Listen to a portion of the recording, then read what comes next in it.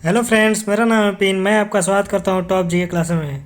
तो दोस्तों, आज हम लोग एनटीपीसी सीबीटी 2 और ग्रुप डी का जो जीके जीएस का मॉक टेस्ट चल रहा है दोस्तों, आज उसका हम लोग तीसरा मॉक टेस्ट देखने वाले हैं। इससे पहले मैंने 2 मॉक टेस्ट ऑलरेडी बना चुका है दोस्तों। मैं उसका लिंक जो है डिस्क्रिप्शन में दे दूँगा। आप लोग यदि इस वीडियो को नहीं देखे होंगे तो आप लोग डिस्क्रिप्शन में दिए गए लिंक से जाके देख सकते हैं। और मैंने इसका प्लेलिस्ट भी बनाया दोस्तों, तो आप लोग वहाँ से भी जाके देख सकते हैं दोस्तों। और जो दोस्तों ये जो एनटीपीसी सीबीटी 2 है या ग्रुप डी है, इसके लिए दोस्तों आप लोग जी जान लगा दो, क्योंकि अगर इस बार आप लोग को नौकरी नहीं मिलेगी दोस्तों, तो समझ लिए कि ये जो वैकेंसी आने वाली है वो अगले 5 सालों के बाद देखने को मिलेगी। तब तक दोस्तों आपको आपकी उम्र भी निकल जाएगी। इसलिए आप लोग इस बार जी जान लगा दीजिए कि हाँ, इस बार रेलवे में जो है वो सिलेक्शन लेके ही छोड़ेंगे। तो चलिए दोस्तों, इसी के साथ हम लोग आगे बढ़ते हैं। और आगे बढ़ने से पहले मैं आपको बता दूं कि इस जो मॉक टेस्ट सीरीज़ है उसमें 45 प्लस क्वेश्चन को डिस्कस करूंगा मैं। और यदि आप इस वीडियो का पीडीएफ लेना चाहते हैं तो मैं इसका लिंक जो है वो डिस्क्रिप्शन में डाल दूंगा। आप लोग वहां से जाके डाउनलोड कर सकते हैं। चलिए दोस्तों, मोटिवेशन कोट की ओर आगे बढ़ते हैं।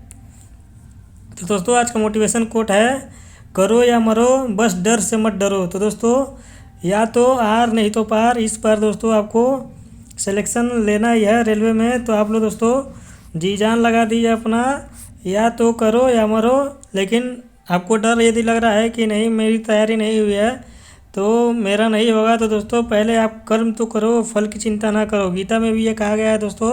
तो इसलिए पहले दोस्तों करो, ठीक है। करो या मरो बस डर से मत डरो।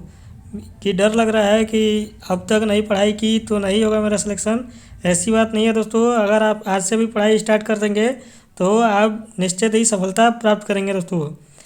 चलिए दोस्तों, क्वेश्चन की तरफ आगे बढ़ते हैं। दोस्तों, क्वेश्चन से पहले यदि आप हमारे चैनल पर नए हैं तो सब्सक्राइब कर लें दोस्तों। और यदि आपको वीडियो पसंद आए तो लाइक करते हुए चलिएगा दोस्तों। चलिए दोस्तों, क्वेश्चन की ओर आगे बढ़ते हैं। पहला क्वेश्चन है आज का, डैश और आपतित किरण के बीच के कोण को और आपतन कोण कहते हैं। तो दोस्तों, किसके किसके बीच को आपतन कोण कहते हैं, ये आपसे क्वेश्चन में पूछ रहा है। तो इसका आंसर आप लोग दोस्तों कमेंट बॉक्स में कीजिएगा। तो दोस्तों ध्यान देंगे, जो इसका जो राइट आंसर हो जाएगा अविलंब, यानी कि अविलंब और आपतित किरण के बीच के कोण को क्या कहते हैं, आपतन कोण कहते हैं। तो दोस्तों ये आप लोग ध्यान देंगे। तो इसका जो सही आंसर हो जाएगा अविलंब हो जाएगा। और कैसे होगा दोस्तों, ध्यान देंगे, ये होता है अविलंब दोस्तों। और जो ये जो किरण आती है पहली, यह होती है दोस्तों आपतित किरण। तो दोस्तों ध्यान देंगे, इस तरह सेंटर से खींचेंगे दोस्तों, तो यहाँ पे जो कोण बनता है यही होता है आपतन कोण। तो दोस्तों इसको हम लोग, ये अविलंब है दोस्तों। तो अविलंब और आपतित किरण के बीच जो कोण बनता है उसको क्या कहते हैं, आपतन कोण कहते हैं। तो इसका जो राइट आंसर हो जाएगा ऑप्शन नंबर बी, बिल्कुल ही सही हो जाएगा। और जो इधर जाके किरण बनाती है दोस्तों, तो इस कोण को क्या कहते हैं, इस कोण को परावर्तन कोण कहते हैं। तो ये भी आप लोग ध्यान रखेंगे दोस्तों। नेक्स्ट क्वेश्चन की ओर आगे बढ़ते हैं दोस्तों। बर्फ़ का गलनांक कितना केल्विन होता है। तो दोस्तों आपको ये बताना है कि जब बर्फ़ जो है वो कितने केल्विन पर गलना स्टार्ट हो जाता है, तो ये आपको बताना है दोस्तों। तो दोस्तों इसका जो राइट आंसर हो जाएगा वो हो जाएगा ऑप्शन नंबर सी, 273.16 केल्विन पे बर्फ़ जो है वो गलना स्टार्ट हो जाता है। यानी कि दोस्तों 0 डिग्री सेल्सियस में जो है वो बर्फ़ जो है वो गलना स्टार्ट हो जाता है। 0 डिग्री सेल्सियस को ही 273 कन्वर्ट करेंगे तो आएगा दोस्तों 273.16 केल्विन। यही होता है 0 डिग्री सेल्सियस या केल्विन में तापमान, ये होता है। तो इसका जो राइट आंसर हो जाएगा दोस्तों ऑप्शन नंबर सी, बिल्कुल सही होगा। नेक्स्ट प्रश्न की ओर आगे बढ़ते हैं दोस्तों। प्रकाश संश्लेषण के माध्यम से कुल स्थिरीकृत कार्बन डाइऑक्साइड का लगभग आधा भाग पृथ्वी पर कौन स्थिरीकृत करता है। यानी कि दोस्तों जो कार्बन डाइऑक्साइड का जो आधा भाग होता है वो कौन जो है एब्जॉर्ब करता है। जैसे मान लीजिए दोस्तों, जो प्लांट होते हैं वो कार्बन डाइऑक्साइड लेते हैं दोस्तों और प्रोडक्ट के रूप में ऑक्सीजन को रिलीज करते हैं। तो वैसे ही आपको बताना है कि जो पृथ्वी का जो आधा भाग है लगभग, उसको जो कार्बन डाइऑक्साइड है वो इनमें से कौन है जो लेता है। तो दोस्तों ध्यान देंगे, वो शैवाल होता है। तो इसका जो राइट आंसर हो जाएगा वो हो जाएगा ऑप्शन नंबर सी, बिल्कुल सही आंसर हो जाएगा। क्योंकि दोस्तों पृथ्वी पर शैवाल की मात्रा बहुत ही अधिक है दोस्तों।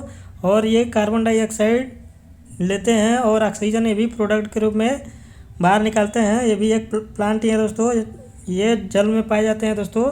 आप लोग इनको देखा ही होगा।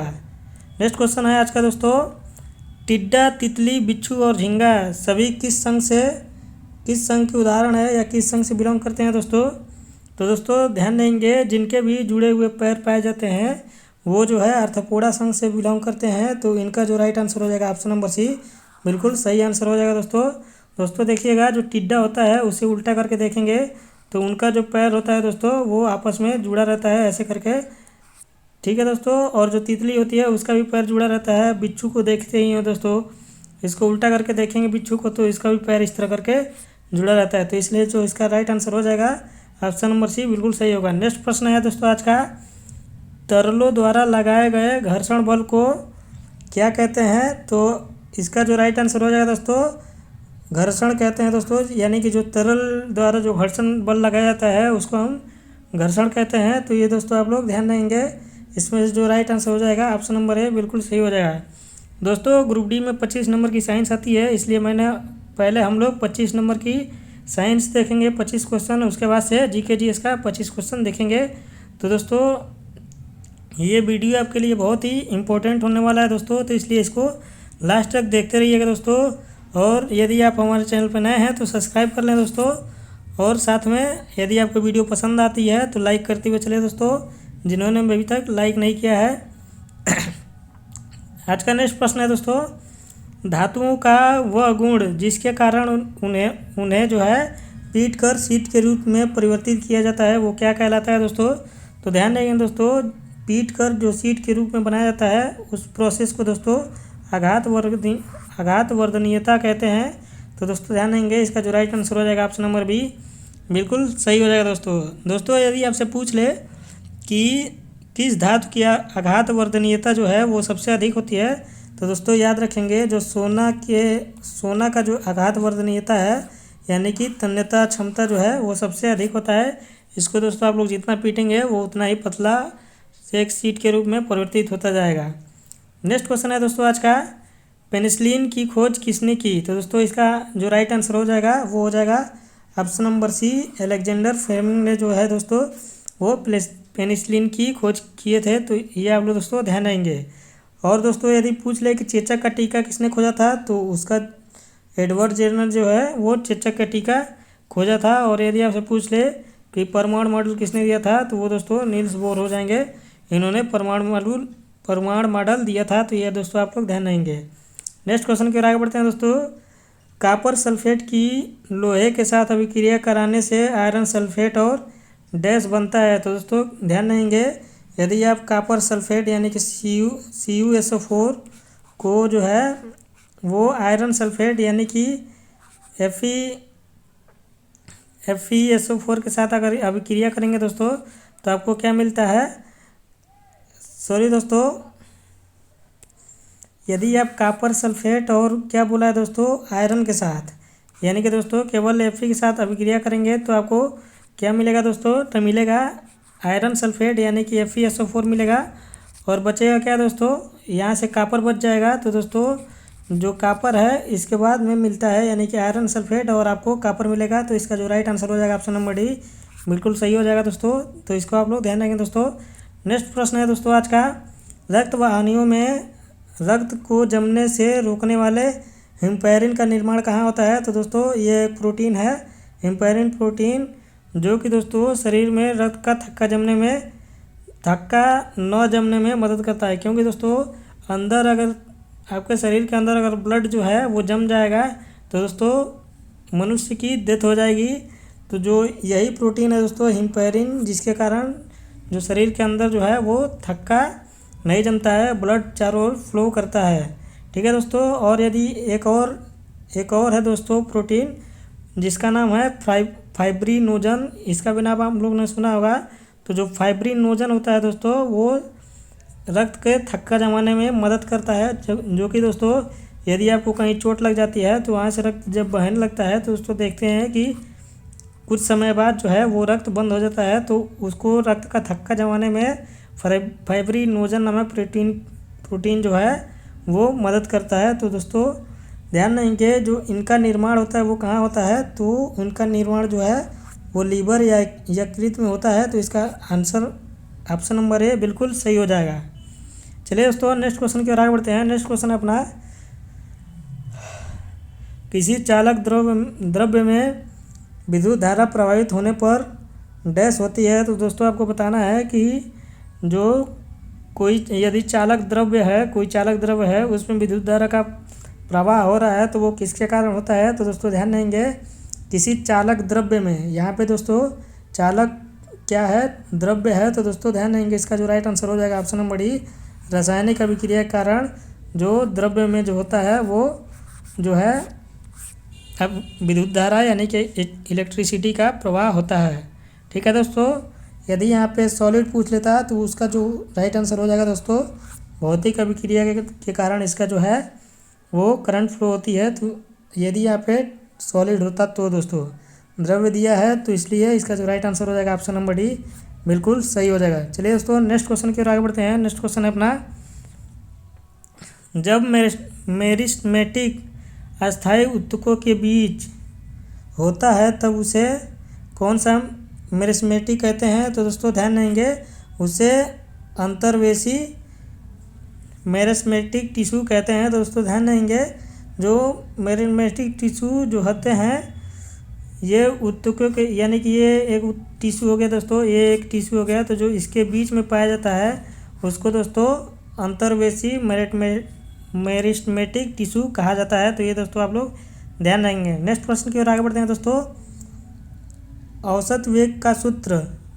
u प्लस v/2 में u क्या है। तो दोस्तों आपको बताना है कि जो इस फार्मूले में u है ये क्या है। तो दोस्तों ध्यान देंगे जो u है, u बराबर होता है दोस्तों प्रारंभिक वेग। तो दोस्तों यहाँ पे जो u है वो क्या है, प्रारंभिक वेग है। तो इसका जो राइट आंसर हो जाएगा वो हो जाएगा सी, बिल्कुल सही हो जाएगा। यदि आपसे v पूछ ले दोस्तों तो v होता है दोस्तों अंतिम वेग। तो दोस्तों ये भी ध्यान रहेंगे, ये भी आपसे प्रश्न क्वेश्चन में पेपर में पूछा जा सकता है। तो आप लोग इसको भी ध्यान रहेंगे दोस्तों, जो v होता है वो अंतिम वेग होता है और जो u होता है वो प्रारंभिक वेग होता है। नेक्स्ट क्वेश्चन है दोस्तों, मैग्नीशियम और ऑक्सीजन के मिलने से क्या बनता है। तो दोस्तों ध्यान देंगे मैग्नीशियम और ऑक्सीजन को जब आप अभिक्रिया करवाते हैं तो क्या मिलता है दोस्तों, यहाँ पे 2Mg लगाएंगे तो मिलेगा दोस्तों 2MgO। तो दोस्तों इसका जो राइट आंसर हो जाएगा ऑप्शन नंबर डी बिल्कुल सही हो जाएगा। तो दोस्तों ध्यान देंगे यहाँ पे 2 नहीं लिखा है। तो दोस्तों इससे आप कंफ्यूज मत होइएगा, क्योंकि अभिक्रिया को संतुलित करने के लिए यहाँ पे मैंने 2 से गुणा किया है, जिससे जो एग्जामिनर है वो आपको परखना चाहता है, इसलिए दोस्तों यहाँ पे 2 हटा दिया है। इसका जो राइट आंसर हो जाएगा डी ही हो जाएगा। दोस्तों आप लोग कंफ्यूज होके इसका ऑप्शन सी मत दे दीजिएगा, ये बिल्कुल गलत आंसर हो जाएगा। ठीक है दोस्तों, तो इसका जो राइट आंसर है वो ऑप्शन नंबर डी है। उम्मीद है आपको वीडियो पसंद आ रही होगी दोस्तों। चलिए दोस्तों नेक्स्ट क्वेश्चन की ओर आगे बढ़ते हैं। नेक्स्ट क्वेश्चन है अपना, प्रकाश के एक माध्यम से दूसरे माध्यम में गुजरने पर उसकी दिशा में होने वाले परिवर्तन की घटना क्या कहलाती है, ये आपको बताना है। तो दोस्तों ध्यान देंगे जब प्रकाश जो है वो विरल से सघन माध्यम में आता है तो अभिलंब से दोस्तों थोड़ा सा अभिलंब की ओर झुक जाता है। ये आप लोग देखेंगे दोस्तों ना, ये पढ़े भी होंगे। तो दोस्तों जब प्रकाश जो है एक माध्यम से दूसरे माध्यम में जाता है तो वो घटना क्या कहलाती है, अपवर्तन कहलाती है दोस्तों। तो इसका जो राइट आंसर हो जाएगा ऑप्शन नंबर ए बिल्कुल सही हो जाएगा। चलिए दोस्तों नेक्स्ट क्वेश्चन की ओर आगे बढ़ते हैं। नेक्स्ट क्वेश्चन है, निम्नलिखित में से कौन सा कार्बोलिक अम्ल के नाम से भी जाना जाता है। तो ये आपको बताना है दोस्तों। तो ध्यान रहेंगे दोस्तों, कार्बोलिक अम्ल के नाम से फिनॉल को जाना जाता है। ये दोस्तों कई बार ग्रुप डी में पूछा जा चुका है। तो दोस्तों ये रिपीटेड क्वेश्चन है, तो आप लोग इसको ध्यान रख के जाएंगे।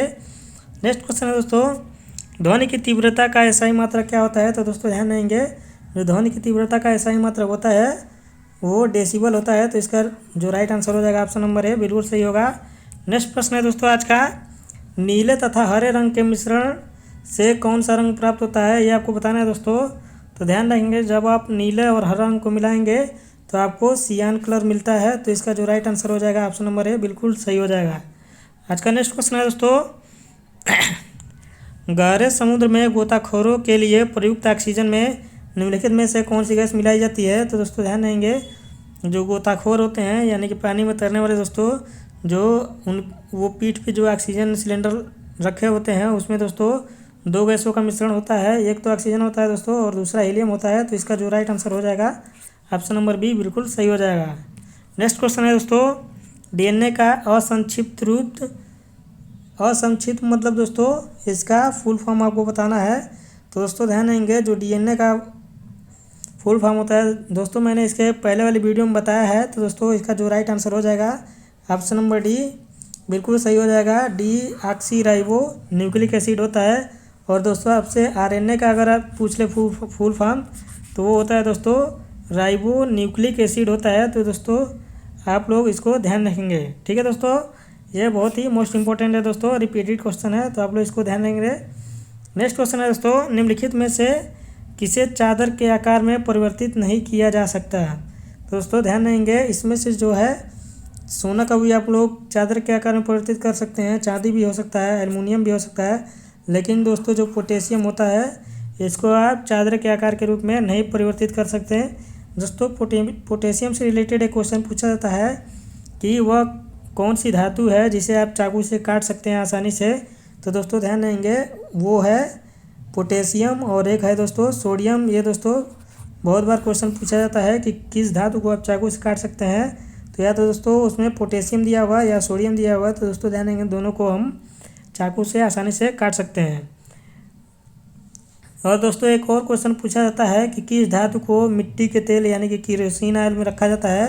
तो दोस्तों ध्यान देंगे, सोडियम धातु को केरोसिन या मिट्टी के तेल में रखा जाता है, ये आप लोग ध्यान रखेंगे। नेक्स्ट क्वेश्चन है दोस्तों आज का, पारा निम्नलिखित में से किसका अयस्क है। तो दोस्तों ध्यान देंगे, जो पारा होता है वो सिनेबार का अयस्क होता है, ये आप लोग ध्यान रखेंगे। चलिए दोस्तों नेक्स्ट क्वेश्चन है आज का, निम्नलिखित में से कौन सी बीमारी असंक्रामक प्रवृत्ति की है। यानी कि दोस्तों आपको इसमें से असंक्रामक प्रवृत्ति की जो बीमारी है उसको आपको बताना है। तो दोस्तों ध्यान देंगे,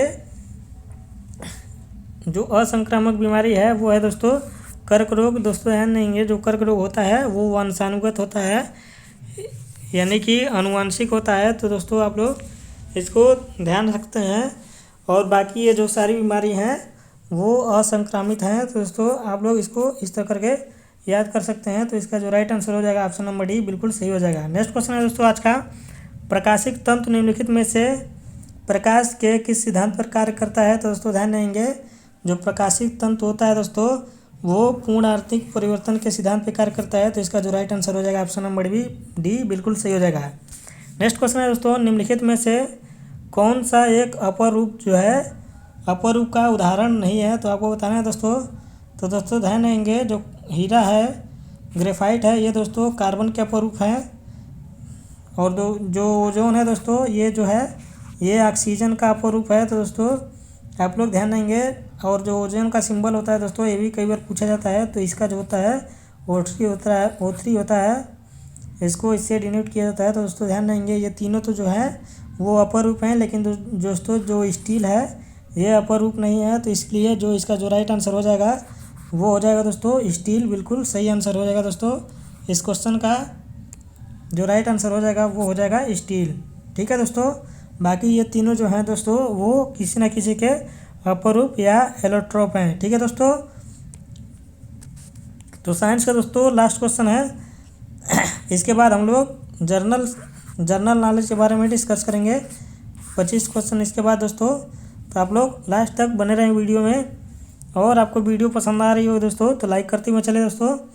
आवर्त सारणी में समान तत्वों के समूह की समान विशेषता क्या होती है। तो दोस्तों ध्यान देंगे, आवर्त सारणी में यदि किसी इसमें क्वेश्चन ये पूछ रहा है दोस्तों कि आवर्त सारणी में जो होते हैं वो उनकी सामान्य विशेषता क्या होती है किसी एक सारणी में दोस्तों। तो दोस्तों ध्यान देंगे, एक सारणी में दोस्तों क्या होता है कि जो इलेक्ट्रॉनिक विन्यास होता है दोस्तों, यानी कि इलेक्ट्रॉन का जो बहते कक्षा होता है दोस्तों, उसमें इलेक्ट्रॉनों की संख्या समान होती है। तो इसका जो राइट आंसर हो जाएगा ऑप्शन नंबर ए बिल्कुल सही हो जाएगा दोस्तों, ठीक है दोस्तों। नेक्स्ट क्वेश्चन की ओर आगे बढ़ते हैं। नेक्स्ट क्वेश्चन है दोस्तों अपना, अब यहाँ से दोस्तों सामान्य ज्ञान स्टार्ट हो गया, यानी कि जनरल नॉलेज दोस्तों। 25 क्वेश्चन आप जनरल नॉलेज का देखेंगे। तो दोस्तों पहला क्वेश्चन है इसमें का, इनमें से कौन सी योजना जो है वो सुमेलित नहीं है। तो दोस्तों इसमें कौन सी योजना सुमेलित नहीं है वो आपको बताना है। ऑप्शन नंबर ए है मुद्रा बैंक योजना, 2016 में स्टार्ट की गई थी, ये बिल्कुल सही है दोस्तों। प्रधानमंत्री उज्ज्वला योजना 2016 में स्टार्ट की गई थी, तो ये भी दोस्तों सही है। 1 मई 2016 में प्रधानमंत्री उज्ज्वला योजना शुरुआत की गई थी, तो ये आप लोग ध्यान रहेंगे, ये बिल्कुल सही है। और नेक्स्ट है दोस्तों सी, प्रधानमंत्री मातृत्व वंदना योजना 2017 में शुरू की गई थी, तो ये भी सही है दोस्तों। संसद आदर्श ग्राम योजना 2014 में, तो दोस्तों ये बिल्कुल गलत है, क्योंकि संसद जो ग्राम योजना है वो 2017 में ही 2014 में शुरू किया गया था। तो ये दोस्तों आप लोग ध्यान देंगे, इसका जो राइट आंसर हो जाएगा ऑप्शन नंबर डी बिल्कुल सही हो जाएगा। ठीक है दोस्तों, चलिए नेक्स्ट प्रश्न की ओर आगे बढ़ते हैं। नेक्स्ट प्रश्न है दोस्तों अपना, भारत में अपना पहला उपग्रह आर्यभट्ट अंतरिक्ष में कब छोड़ा था। तो दोस्तों ध्यान देंगे, इसका जो राइट आंसर हो जाएगा ऑप्शन नंबर ए, भारत ने जो है आर्यभट्ट को 1975 में छोड़ा था, तो इसलिए इसका जो राइट आंसर हो जाएगा ऑप्शन नंबर ए बिल्कुल सही हो जाएगा। नेक्स्ट है दोस्तों, सेबी का क्या तात्पर्य है। तो दोस्तों यहाँ पे सेबी का फुल फॉर्म बताना है। दोस्तों ध्यान देंगे, सेबी का जो फुल फॉर्म होता है वो होता है security exchange board of India होता है दोस्तों, एक्सचेंज बोर्ड ऑफ इंडिया होता है, ये आप लोग दोस्तों ध्यान देंगे। ठीक है दोस्तों, इसका फुल फॉर्म पूछा है दोस्तों, तो इसका जो राइट आंसर हो जाएगा ऑप्शन नंबर बी बिल्कुल सही हो जाएगा। भारतीय प्रतिभूत एवं विनिमय बोर्ड जो होता है इसका राइट आंसर हो जाएगा दोस्तों, इसका फुल फॉर्म होता है। और यदि आपसे इसका हेड पूछ ले दोस्तों, तो इस समय इसका जो हेड है वो कौन है, तो वो दोस्तों अजय त्यागी जी हैं, ये आप लोग ध्यान देंगे। आपसे हेड भी पूछ सकता है, वर्तमान में कौन है दोस्तों, अजय त्यागी जी हैं, ये आप लोग ध्यान देंगे। ठीक है दोस्तों, नेक्स्ट प्रश्न की ओर आगे बढ़ते हैं दोस्तों। नेक्स्ट प्रश्न है अपना, टाइटन निम्नलिखित में से किस ग्रह का चंद्रमा है, ये आपको बताना है दोस्तों। तो ध्यान देंगे, जो टाइटन है वो शनि ग्रह का एक उपग्रह है, तो दोस्तों इसका जो राइट आंसर हो जाएगा ऑप्शन नंबर ए बिल्कुल सही हो जाएगा। नेक्स्ट क्वेश्चन है दोस्तों, उत्तरी ध्रुव ज्योति घटना किस वृत्त के निकट देखी जाती है। तो दोस्तों ध्यान देंगे, ये आर्कटिक वृत्त के निकट देखी जाती है, तो इसका जो राइट आंसर हो जाएगा ऑप्शन नंबर बी बिल्कुल सही हो जाएगा। नेक्स्ट क्वेश्चन है दोस्तों, बंगाल का विभाजन किसके शासनकाल के दौरान में हुआ था। तो ये आपको बताना है दोस्तों। तो ध्यान देंगे दोस्तों, जो बंगाल का विभाजन हुआ था वो 1905 में हुआ था, और किसका उस समय वायसराय कौन था, तो वो थे लॉर्ड कर्जन जी। ठीक है दोस्तों, तो इसका जो राइट आंसर हो जाएगा ऑप्शन नंबर डी बिल्कुल सही हो जाएगा। ठीक है दोस्तों, और यदि पूछ ले दोस्तों अस्थाई बंदोबस्त व्यवस्था के संस्थापक कौन है, तो दोस्तों ध्यान देंगे, उसका जो राइट आंसर हो जाएगा लॉर्ड कॉर्नवालिस जो है अस्थाई बंदोबस्त व्यवस्था के संस्थापक हैं। और यदि आपसे क्वेश्चन एक और पूछा जाता है दोस्तों कि किस गवर्नर जनरल को भारत का उद्धारक कहा जाता है, तो वो दोस्तों उसका जो राइट आंसर हो जाएगा ऑप्शन लॉर्ड रिपन को जो है दोस्तों भारत का उद्धारक के रूप में जाना जाता है। ये क्वेश्चन ग्रुप डी में पूछा जा चुका है दोस्तों 2018 में, तो आप लोग इसको भी ध्यान रखेंगे। नेक्स्ट क्वेश्चन है दोस्तों, नेक्स्ट क्वेश्चन की तरफ बढ़ते हैं। रेडक्लिफ रेखा भारत को विभाजित करती है, तो दोस्तों आपको बताना है कि जो रेडक्लिफ रेखा जो है वो किन किन देशों के बीच होता है। तो दोस्तों ध्यान देंगे, जो रेडक्लिफ रेखा है वो भारत और पाकिस्तान के बीच है, तो इसलिए इसका जो राइट आंसर हो जाएगा ऑप्शन नंबर डी बिल्कुल सही हो जाएगा। नेक्स्ट क्वेश्चन है दोस्तों आज का, संपूर्ण क्रांति का नेतृत्व किया था। तो दोस्तों यदि आपसे पूछ ले कि संपूर्ण क्रांति की स्थापना किसने किया था या उनका नेतृत्व किसने किया था, तो दोस्तों ध्यान देंगे जयप्रकाश नारायण जी ने किया था, तो इसलिए इसका जो राइट आंसर हो जाएगा ऑप्शन नंबर सी बिल्कुल सही हो जाएगा। नेक्स्ट क्वेश्चन है दोस्तों, प्रसिद्ध पुस्तक राजतरंगिणी के लेखक कौन है। तो दोस्तों आपके परीक्षा में पुस्तक से रिलेटेड भी क्वेश्चन एक देखने को मिलेगा, तो आप लोग दोस्तों बुक जो भी हैं, जो हिस्ट्री के बुक हैं और जो करंट के बुक हैं दोस्तों, उनको आप लोग याद करके या देख के जाइएगा, क्योंकि दोस्तों इससे रिलेटेड एक क्वेश्चन आपको देखने को ही मिलेंगे। तो इसका जो राइट आंसर हो जाएगा दोस्तों कल्हड़ हो जाएगा। कल्हड़ ने राजतरंगिणी की रचना किया था या लिखा था। दोस्तों ध्यान देंगे, इस पुस्तक में आपसे पूछ ले कि किसका वर्णन है, तो इस पुस्तक में दोस्तों जम्मू कश्मीर का वर्णन है, ये आप लोग ध्यान देंगे दोस्तों, ये भी क्वेश्चन परीक्षा में पूछा जा चुका है। नेक्स्ट क्वेश्चन है दोस्तों आज का, नाथुला दर्रा किस राज्य में स्थित है। दोस्तों ध्यान देंगे, जो नाथुला दर्रा है वो सिक्किम में स्थित है, ये आप लोग ध्यान रहेंगे। तो इसलिए इसका जो राइट आंसर हो जाएगा ऑप्शन नंबर सी, बिल्कुल सही हो जाएगा। नेक्स्ट क्वेश्चन है दोस्तों, चार मीनार कहाँ स्थित है? तो दोस्तों स्टैटिक जीके से रिलेटेड क्वेश्चन भी आपको आपके एग्जाम में भर भर के देखने को मिल रहे हैं। तो स्टैटिक जीके भी आपको पढ़ना बहुत ही ज़रूरी है दोस्तों। हिस्ट्री से दोस्तों आपको बहुत मिलेंगे दोस्तों, तो एक या दो क्वेश्चन मिलेंगे, बाकी सारे दोस्तों स्टैटिक जीके और करंट अफेयर के रेलवे जो है वो क्वेश्चन पूछ रहा है। तो दोस्तों आपको स्टैटिक जीके पे ज़्यादा पकड़ बनाना पड़ेगा। और संविधान से दोस्तों एक दो क्वेश्चन मिल जा रहे हैं, बाकी तो सब दोस्तों स्टैटिक जीके बहुत पूछा जा रहा है। तो दोस्तों ध्यान देंगे, इस प्रश्न का जो राइट आंसर हो जाएगा वो हो जाएगा ऑप्शन नंबर डी, बिल्कुल सही हो जाएगा। दोस्तों आप लोग बताएंगे कि ऑपरेशन पोलो जो है वो किस वर्ष चलाया गया था, ये आप लोग दोस्तों कमेंट बॉक्स में बताएंगे। ऑपरेशन पोलो जो है वो किस वर्ष में चलाया गया था। दोस्तों ध्यान देंगे, ऑपरेशन पोलो के तहत ही हैदराबाद को अपने भारत में शामिल किया गया था, वो किस वर्ष किया गया था, ये आप लोग कमेंट बॉक्स में बताएंगे। ठीक है दोस्तों। नेक्स्ट क्वेश्चन है दोस्तों आज का, राज्यसभा में सदस्य बनने के लिए न्यूनतम आयु की सीमा कितनी होनी चाहिए? तो दोस्तों ध्यान देंगे, इसका जो राइट आंसर हो जाएगा ऑप्शन नंबर सी, राज्यसभा में सदस्य बनने के लिए न्यूनतम जो आयु होनी चाहिए वो 35 वर्ष होनी चाहिए दोस्तों। और यदि आपसे पूछ ले कि लोकसभा सदस्य बनने के लिए या विधानसभा सदस्य बनने के लिए कितनी आयु होनी चाहिए न्यूनतम, तो 25 वर्ष होनी चाहिए दोस्तों। और यदि आपसे पूछ ले कि मेयर या जो ग्राम प्रधान का चुनाव होता है दोस्तों, वो बनने के लिए कितनी वर्ष की मिनिमम एज होनी चाहिए, तो वो होनी चाहिए दोस्तों 21 वर्ष। और यदि आपसे पूछ ले दोस्तों कि जो वोट डालने की जो उम्र है न्यूनतम वो कितनी है, तो वो है दोस्तों 18 वर्ष होना चाहिए। तो दोस्तों एज से रिलेटेड भी क्वेश्चन पूछता है, ये आप लोग ध्यान रखेंगे। चलिए दोस्तों नेक्स्ट क्वेश्चन की आगे बढ़ते हैं। भारतीय कानून के अनुसार किसी अपराधी को किशोर के रूप में परिभाषित किया गया है। तो दोस्तों ध्यान देंगे, इसका जो राइट आंसर हो जाएगा वो 18 वर्ष से कम के जो उम्र के हैं उन्हें जो है किशोर के रूप में परिभाषित किया गया है भारतीय कानून में। तो ये दोस्तों आप लोग ध्यान देंगे। और यदि आपसे यहाँ पे 18 वर्ष से अधिक हो जाएंगे तो वो आप वयस्क में आ जाएंगे दोस्तों। तो इसलिए जो इसका राइट आंसर हो जाएगा option number C, option number A बिल्कुल सही हो जाएगा दोस्तों। चलिए दोस्तों नेक्स्ट क्वेश्चन की और आगे बढ़ते हैं। स्वेज नहर भूमध्य सागर और किस सागर को जोड़ती है? तो दोस्तों ध्यान देंगे, स्वेज नहर जो है वो भूमध्य सागर और लाल सागर को जोड़ती है। तो इसलिए इसका जो राइट आंसर हो जाएगा ऑप्शन नंबर डी सही हो जाएगा। नेक्स्ट क्वेश्चन की ओर बढ़ते हैं दोस्तों। समुराई योद्धा वर्ग किस देश में निवास करता है? तो दोस्तों ध्यान देंगे, जो समुराई योद्धा होते हैं वो किस देश में निवास करते हैं दोस्तों? तो इसका ये जो है जापान में निवास करते हैं। तो दोस्तों ध्यान देंगे, इसका जो राइट आंसर हो जाएगा ऑप्शन नंबर सी बिल्कुल सही हो जाएगा।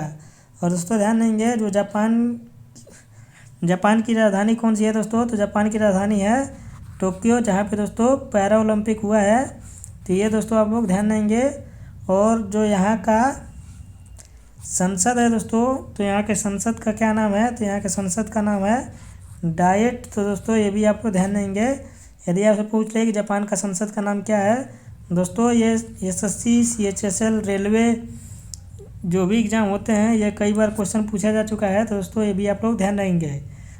नेक्स्ट क्वेश्चन की ओर आगे बढ़ते हैं दोस्तों। नेक्स्ट क्वेश्चन है, सीमांत गांधी के नाम से जाने जाते हैं। तो दोस्तों आपको बताना है कि कौन जो है वो सीमांत गांधी के नाम से जाने जाते हैं। तो दोस्तों अब्दुल गफ्फार खान जी है वो सीमांत गांधी के नाम से जाने जाते हैं। तो इसका जो राइट आंसर हो जाएगा ऑप्शन नंबर ए बिल्कुल सही हो जाएगा। ठीक है दोस्तों। चलिए दोस्तों नेक्स्ट क्वेश्चन की ओर आगे बढ़ते हैं। उम्मीद है दोस्तों कि आपको सभी प्रश्न समझ में आ रहे होंगे।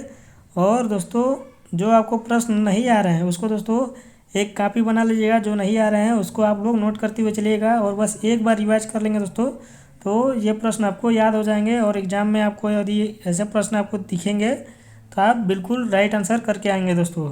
तो दोस्तों एक अलग से कॉपी बना लीजिएगा, जो भी आप मॉक टेस्ट करेंगे जो आपको प्रश्न नहीं आते हैं उसको नोट करते हुए चलिएगा दोस्तों, जिससे एग्ज़ाम के टाइम में आप बस एक बार रिवाइज कर लेंगे तो ये आपके एग्ज़ाम के लिए बहुत ही हेल्पफुल होने वाला है।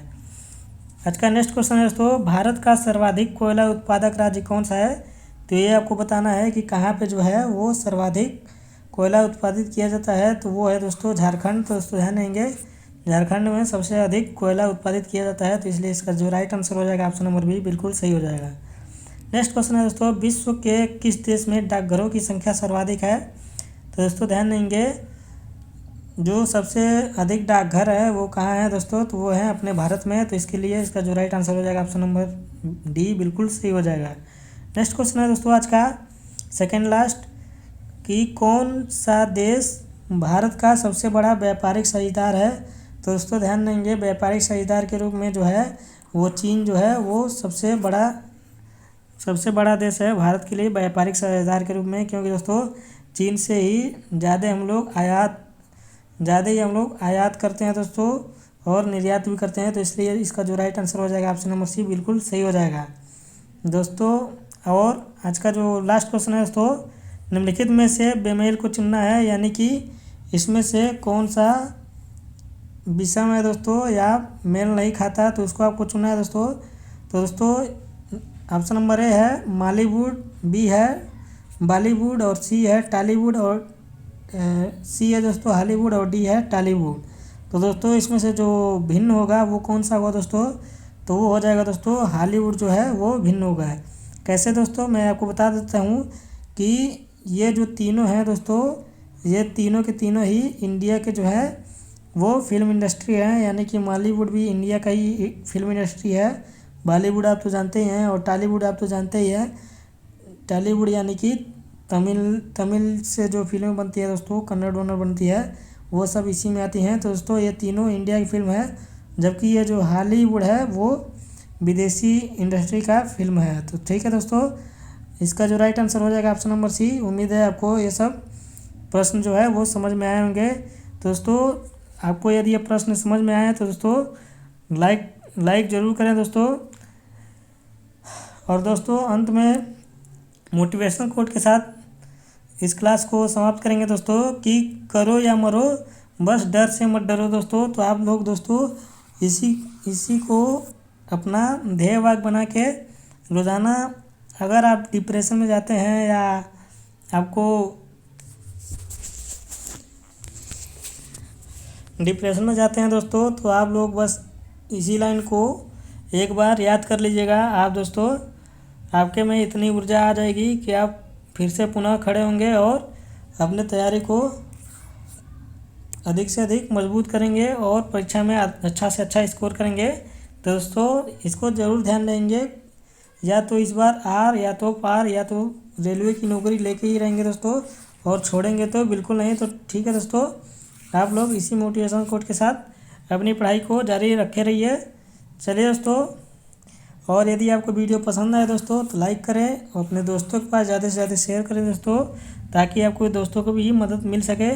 और यदि आप हमारे चैनल पर नए हैं तो सब्सक्राइब कर लें दोस्तों, और बेल आइकन को भी प्रेस कर लीजिएगा ताकि मेरे वीडियो की आने वाली नोटिफिकेशन आपके पास पहले पहुंच सके। और दोस्तों आपको ये वीडियो कैसी लगी कमेंट करके कमेंट बॉक्स में ज़रूर बताएं दोस्तों। तब तक मिलते हैं दोस्तों आपसे नेक्स्ट वीडियो में, तब तक के लिए जय हिंद।